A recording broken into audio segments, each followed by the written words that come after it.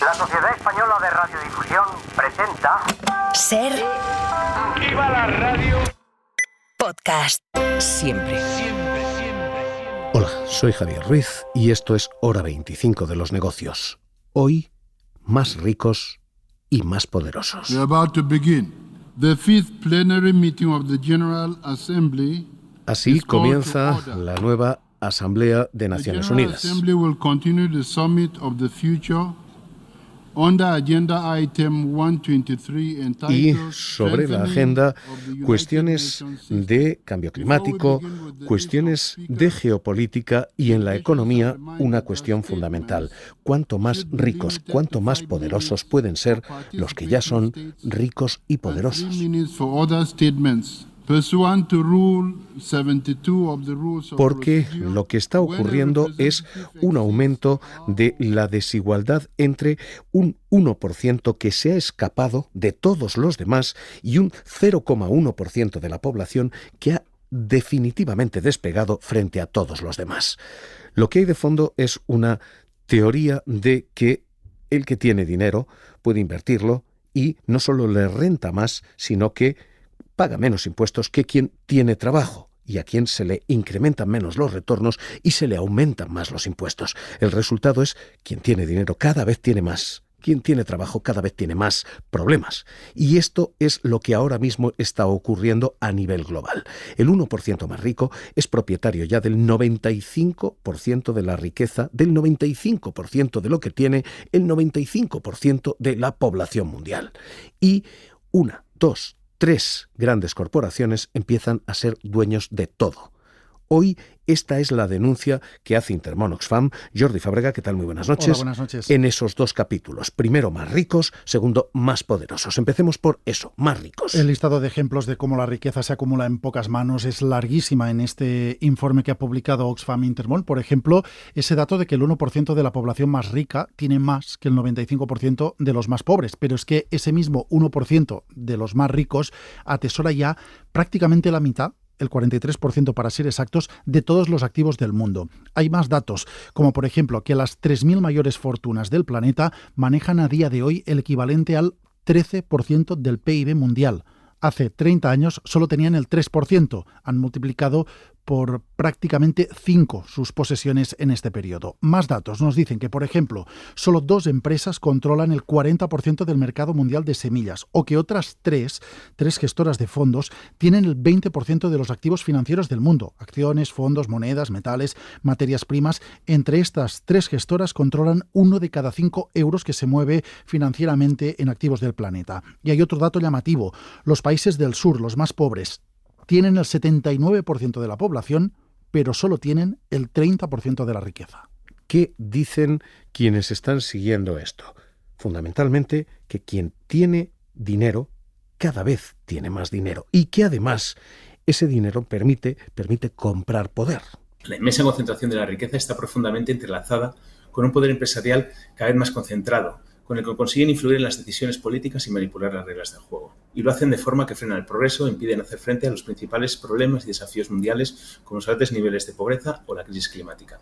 Estos abusos se concentran, por ejemplo, en impedir que se tomen a nivel mundial medidas fiscales adecuadas que obliguen a empresas y grandes fortunas a pagar los impuestos que deberían, o como ocurrió durante la pandemia, a monopolizar la producción de vacunas, dejando sin la misma a millones de personas en todo el mundo. Y es Íñigo Macías de Oxfam que hoy, segundo capítulo, lo que dice es exactamente esto. Quienes tienen más dinero no es que tengan más dinero, punto. No es que vivan 100 vidas, es que además pueden comprar poder, pueden y están comprando grandes corporaciones y están comprando incluso grandes políticas. Sí, hay varios datos sobre esa influencia de los 1.000 millonarios en las grandes empresas y también en la política.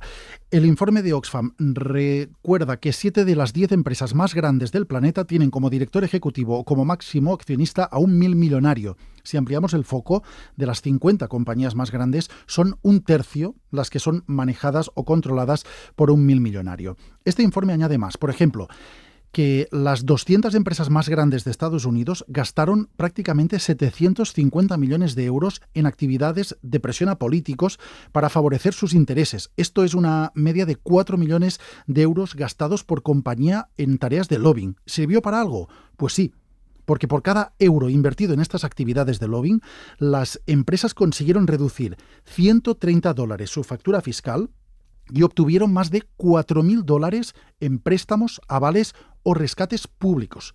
Todo esto por solo $1 invertido en estas tareas de lobbying. Esto es lo que hoy deja la Cumbre de Naciones Unidas. Esto es a lo que se enfrentan hoy todas las naciones. Una especie de oligarquía en la que, por ejemplo, 3 voces, 3 CEOs, 3 fondos de inversión controlan el 20% de los activos globales. Son la voz de BlackRock, Larry Fink. I love that people talk about all this stuff. So the reality is when I hear all this noise and confusion, The State Street, de Ronald O'Hanley. As we think about investing, we've got almost $4 trillion in assets under management.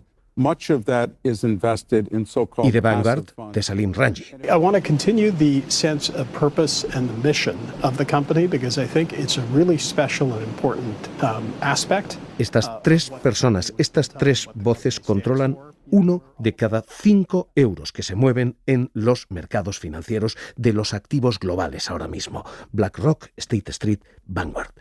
Este es el paisaje que tenemos en Naciones Unidas hoy. Una acumulación de riqueza y de poder creciente. Y a partir de aquí la respuesta país a país, porque soñamos con una respuesta conjunta de la que se ha hablado mucho y de la que se sigue hablando más, pero que no se concreta en nada. Así que país a país ha comenzado un sálvese quien pueda y un grabar a los milmillonarios, grabar a los superricos, que está empezando a calar independientemente de la ideología en todos los países. Empezando por Francia, donde esta pasada noche Michel Barnier, un nuevo primer ministro conservador de derecha, dice literalmente que esos milmillonarios y sus grandes corporaciones tienen que contribuir más. Les plus riches doivent prendre leur part. Très grandes sociétés multinationales qui marchent bien peuvent aussi contribuer à l'effort national de redressement.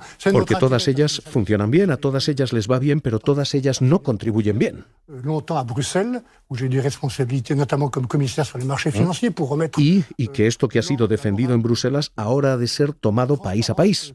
Chez des gens qui n'aiment pas beaucoup la transparence ni qu'on mette de la lumière sur eux, les spéculateurs. J'étais en charge de la régulation financière. Frente a especuladores que esquivan las regulaciones financieras y que están minando el coste económico para Francia.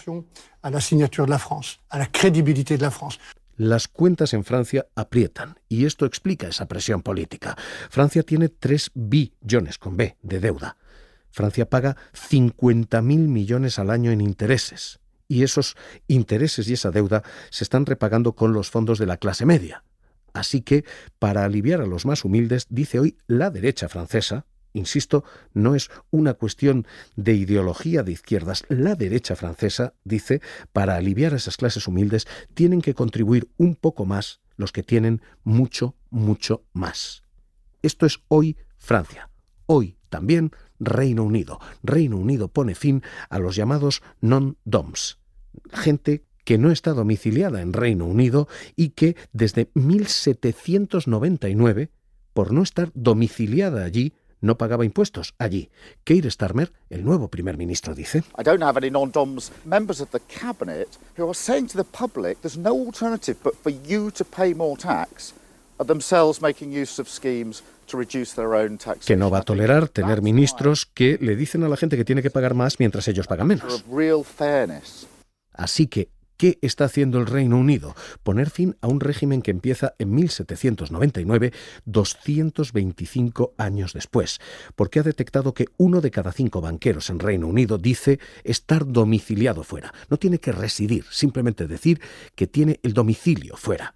1 de cada 5 banqueros, y hasta los miembros del gobierno han declarado que su domicilio está fuera. El resultado es que ahora mismo Reino Unido se enfrenta a una fuga de millonarios.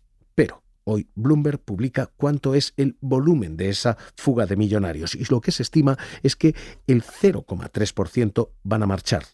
El 99,7% se queda, porque es consciente de que los servicios que recibe tienen un precio.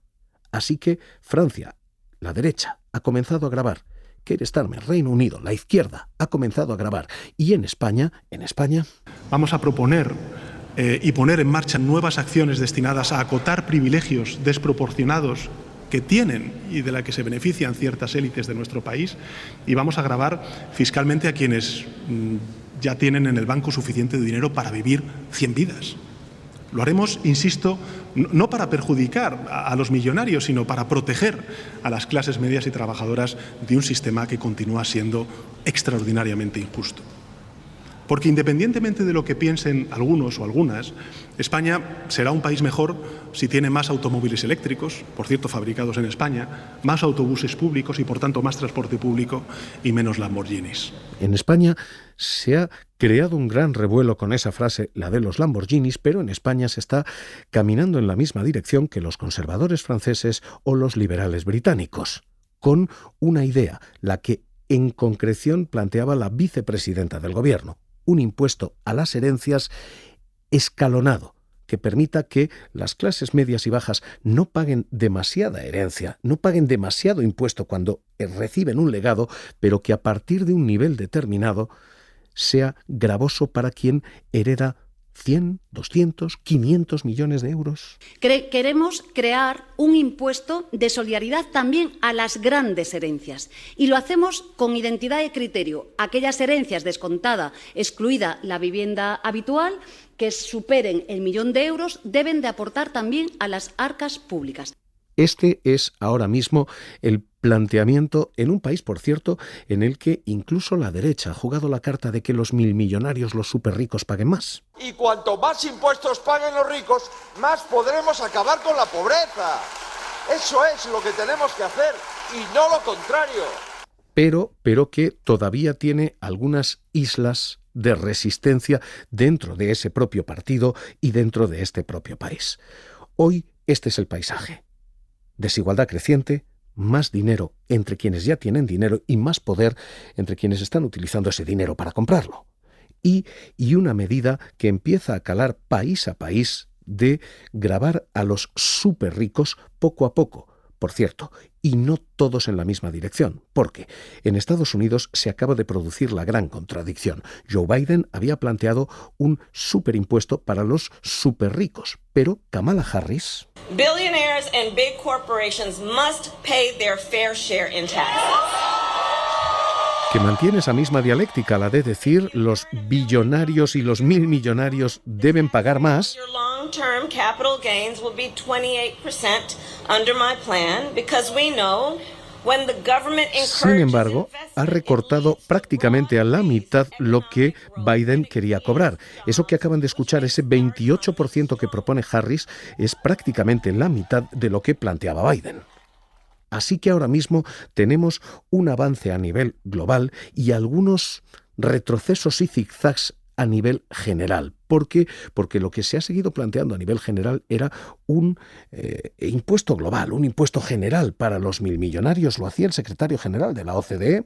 A growing number of jurisdictions, now approximately 60, have already implemented or are in the process of implementing the global corporate minimum tax under Pillar 2 through their domestic legal legislative processes. Pero lo cierto es que ese impuesto no ha terminado de llegar y se han llegado incluso a plantear impuestos mínimos, un impuesto suelo para todos los países, en todas las empresas, para todas las corporaciones. This is a seismic shift in the taxation of multinational enterprises to reduce profit shifting and stabilize the global tax landscape, and in our estimates, que debía evitar que las empresas saltaran de una jurisdicción a otra haciendo que compitieran a la baja, a ver quién era el que más les rebajaba impuestos, pero lo cierto es que esta idea, cuando toca llevarla a la práctica, no termina tampoco de llegar.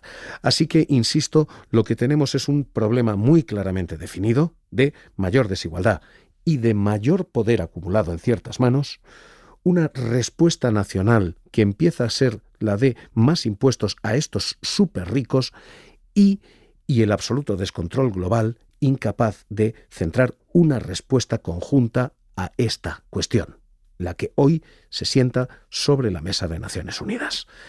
Carlos Cruzado, presidente de Gesta, del Sindicato de Técnicos de Hacienda y autor del libro Los ricos no pagan IRPF. ¿Qué tal? Muy buenas noches. Hola, buenas noches. Esta batalla está perdida, la de que los 1.000 millonarios, los ricos, no estamos hablando de gente que tiene dinero, estamos hablando de gente que tiene muchísimo dinero, pague algo de impuestos. Bueno, no está perdida. De hecho, es un avance el que se esté hablando de esto. Hace apenas 1 año o 2 años sería imposible el planteárnoslo. Por tanto, el que esté sobre la mesa ya es un gran avance, ¿no? Sin embargo, España, que es descrito como el infierno fiscal por algunos, España ha ido recortando su presión fiscal y si en el año 2007 teníamos una presión fiscal del 37%, a fecha de hoy la tenemos en el 37,7%. El último dato que usted publica, 39%, apenas se ha movido. No ha habido un aumento de presión fiscal aquí, ni para la base general, ni para los superricos tampoco. Es cierto, y no la ha habido en mayor medida o en menor medida para estas personas de las que estamos hablando, ¿no? Y es lo que, se está debatiendo en este momento y sobre lo que hay que tomar medidas, no solo a nivel global, como se está diciendo, sino también a nivel estatal, ¿no? Estamos hablando de no solamente de ese impuesto a las riquezas, sino también de los impuestos que están pagando las muy grandes empresas, ¿no? Que son las que controlan. En definitiva, sería necesario reforzar todo el sistema con un cambio global, ¿no? Un cambio total del propio sistema tributario, ¿no? Esa reforma fiscal que nunca llega, esa reforma fiscal, ¿en qué ha de consistir? ¿Qué cuestiones concretas se han de cambiar? Pues por un lado, desde luego, se trata de gravar la riqueza, pero por otro también de acabar con esos agujeros que tiene la tributación de las grandes empresas.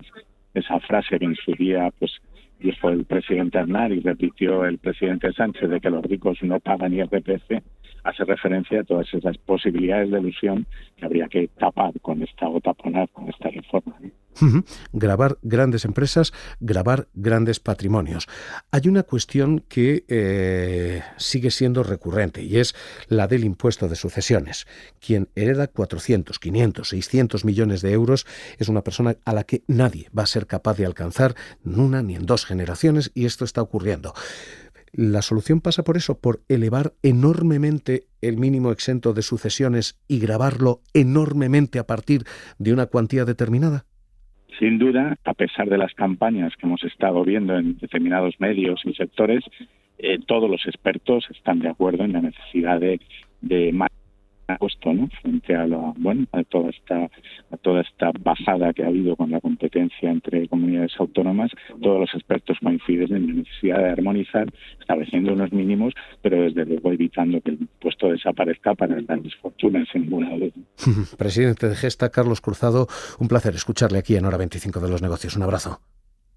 Un abrazo, buenas noches. Hoy esta es la gran cuestión económica que está sobre la mesa de Naciones Unidas.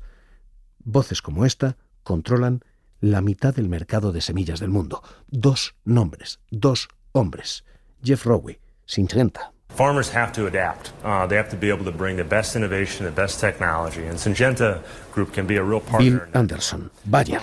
Bayer was a leading producer of crop protection chemicals, and Monsanto was a leading producer of seeds and so-called traits. 2 nombres, 2 hombres controlan la mitad de las semillas del planeta.